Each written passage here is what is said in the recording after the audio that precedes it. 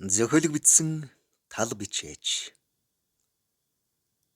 Амьдралын амт өгүүлэг.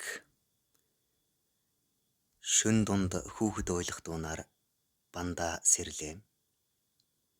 Шумрын гэрэлд харвал эхнэр нь өндийж суугаад хүүхдээ хөхүүлэх гэж оролдоно. Гэвч ойлгох нь үл зогсно. Заримдаа бүр эхэр татна. Мөөмөөгөж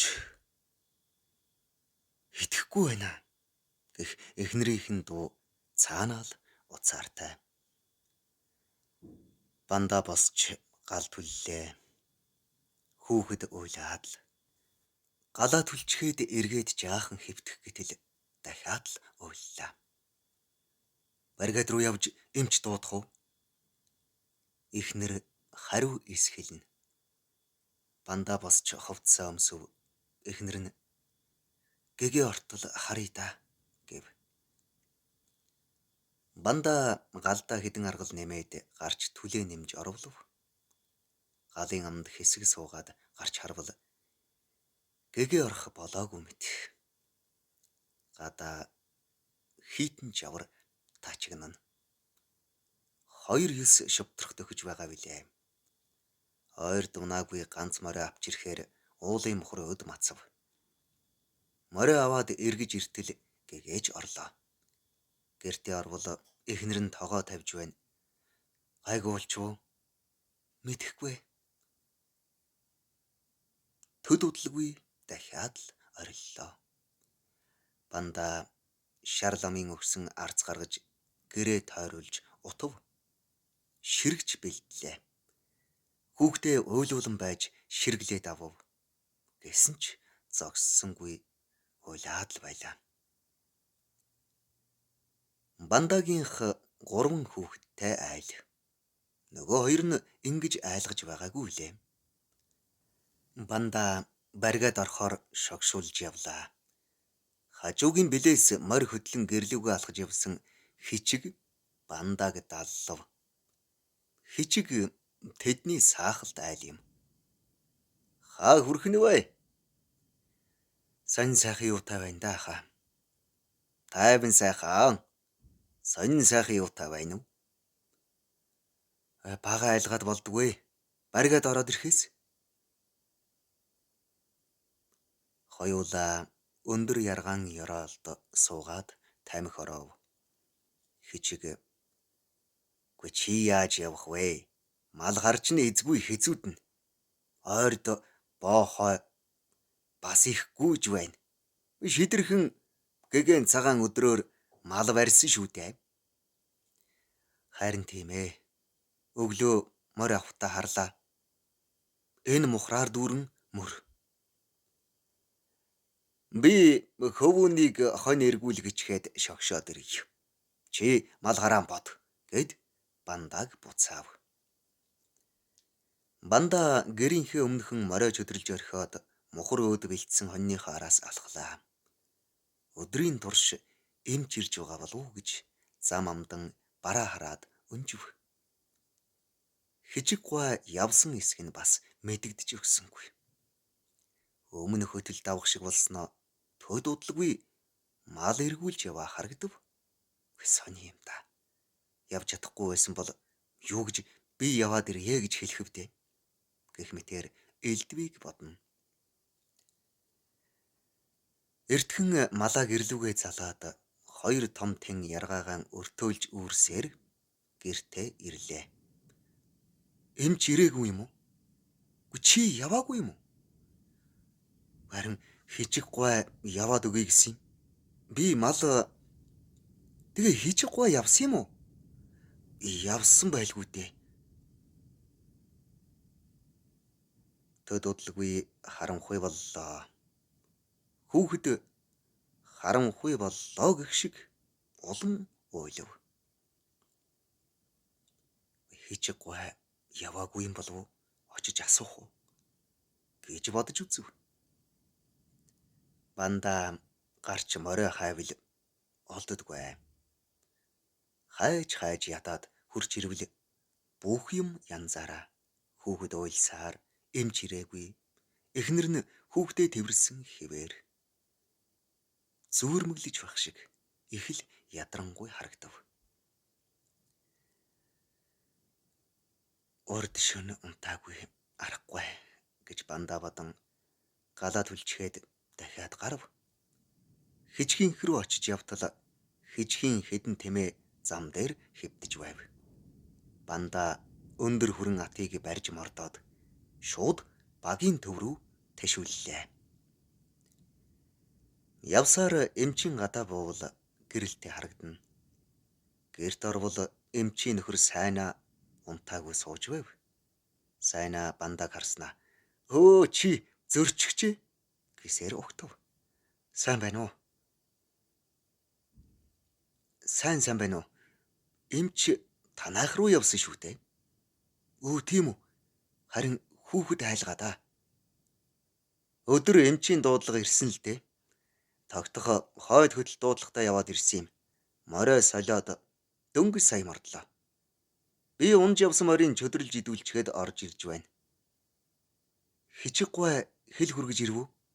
"Үгүй ээ. Улаастын хүмүүс буугаад мордлоо. Тэдэнтэй хижиг гуай тааралдаж хэл явуулсан гин. Харин ирэхгүй болохоор нь байд сууж чаддгүй." "Өө араас нь явбал гүйцнээ. Хөдлөөд удаагүй байна.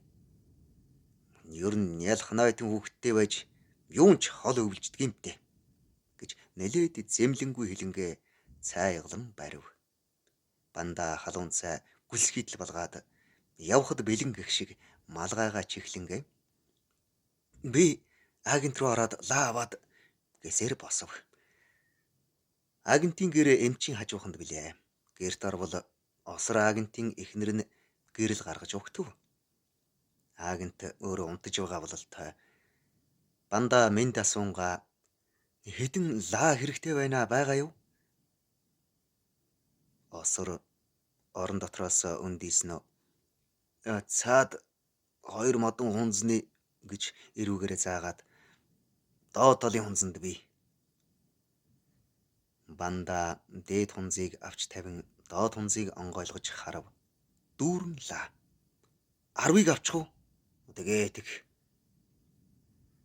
10 лаа өвөртөөхийн гарахаар босоход "Өөр юм авахгүй мүү?" "За дараа болъё доо. Хүүхэд айлгаад эмч дуудаж явна." "Саван энтер байгаа да." "Өө, саван авчихъя. 10-ыг авлаа шүү." 10 л гээд байх юм. 5-6-г л ав. Лаага харин нэмээ холын хүн. "За дахиад 10 лаа авчих уу?" "Тэгээ тэг." Агент тэрүүхэндээ мушигаад 24-ийн чихрээс бас ав гэж нэмж хэлв. "Өвөр дүүрлээ." "Чи наанаасаа нэг шуудай аваад надуулаа хийж ганцглаад яваа" гэж агент үндийж ирснээ гараар зааж "Тэр шуудайтайг асгаад шуудайг нь ав" гэлээ. "Үнийг хаашаа хийхв? Хүлээн авагчийн займаа янз бүрийн юм байх шиг." "Наанаа асгачих уу. Би өглөө янзлаад авчихна." "Чи хүлээн авагчийн зай авахгүй мүү?" "Манай араажав эвдэрсэн." Бандаа эмчийг бараг хойд хөдлөө өксүүлж гүйцэв. "Чи намайг тасаа юу?" "Үгүй. Би цагаан түнг ороод ирлээ." "Өө хаагур зөрчихвөө. Та морьтын билээр ирсэн үү?" "Үгүй. Шихрийн амаар." Тун ам үлц зөрж би бадмын баруун гануугаар давсан штий." "Өө, би бас айлд нэг эм өгсөн юм аа." Тэр хоёр явсаар өмнө хөдөл дээр гарч ирэв. Өмнөөс хитэн салхи хүлээхэн хазрыг хитэн төмрөөр хайрах шиг. "Ямар хитэн юм бэ?" гэж эмч ам дотроо бувтнах мэт хэлнэ. Даваад гайгүй болчихноо" гэж бандаа хэлэнгээ тэмээгээ давив. Бандаагийнх яргайт уулын баруун бие загдуулт хэмээх газарт өвлжж байгаа бөгөөд тэдний замд утаатын бахлаг хэмээх газарт хижгийнх өвлжж байгаа билээ. Баригатын төв явах зам хижгийн хотны захаар өнгөрдөг юм. Түрүүнд өнгөрөхөд хүрэн тэмээ намайг унаад явж байна шүү гэж хичигт хэлэх мэт бархирсан билээ. Тэгж бархирахад банда хичигт загнуулсан мэт цочсон. Одоо бас тэх байх та гэсэн бодол төрж аль болох алсуур гарахыг хичээвч тэмээний хөл хараа индаал хот руу ойртно. Нөгөө тийш Бурантгийн татах тусам тэмээ улам бархирна. Маргаашч хичиг гуйд алуулна та гэсэн бодол бандагийн толгойд эргэлдэнэ. Тэгхээс тэх гэсэн юм шиг эмч хичиг гуйхаар буугаад гарах уу? Самганы даралт үзээд буцахтаа орё. Манайх ийшээ дөнгөж даваад гэсээр эмчээс төрүүлэх мэт явв. Эмч ч бандаг дагсаар гэрээс холдлоо. Арын хөтлөөр дөнгөж даваад бандаа цасанд гарсан чирэг зам зааж энэ зам гэрийн гадаа хүрнэ. Та явж бай. Би араас нь очие гэж хэлээд хоцров. Тэрээр хүрэн адны Бурантгийг эвхэж тавиад эмчийн араас гүйв. Эмчтэй зэрэгцэх шахам гэрийн гадаа очисон бандаа хураалттай яргаанаас хэсгийг тэврэн гэрт орлоо. Гэр харин өмнөөс нь халуун дүүгэн угтав. Шумрын гэрэл барг унтрахна. Бандаа би лаавч ирсэн гэд өврөө уудлаад хоосон байгааг нь мэдрэв. Өө балраа яава гэж эмч цоргин харав. Тэмээнд тогсон шуудаатай бараага авахаа мартчихж. Тэмээгээ яасан? Тавьчихсан. Юун тэмээвэ гэж эхнэр нь гинт ухаан орох шиг чанга хэлв. Харин морь олддоггүй. Чи хичиг гуйд хэлэхгүй явсан юм уу? Харин чич маргааш хичиг гуйд халуулсан гэж эмч бас хүч нэмэв. Эмч ирлээ гэх шиг хүүхдийн уйлах нь зогсов. Бандаа маргааш өвгөн бухаад сүйд болно доо. Юу гэх байц? Эмч дуудчихад байхад нь итгэхгүй явсан. Өглөө очиж гуйхаас эсвэл бэлчээр дээр л очиж уулзах уу?